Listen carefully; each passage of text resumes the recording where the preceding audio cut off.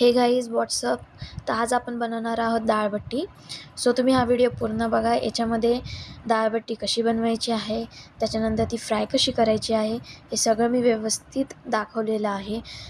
तर ह्यामध्ये मेन म्हणजे असं आहे की जर तुम्ही बट्टी तुम्ही व्यवस्थित जर कमी मीडियम आचेवर जर तुम्ही फ्राय केली तर ती एकदम व्यवस्थित कुरकुरीत आणि ऑइल फ्री तयार होती आणि ती किती वेळसुद्धा तशीच राहते, कुरकुरीत राहते.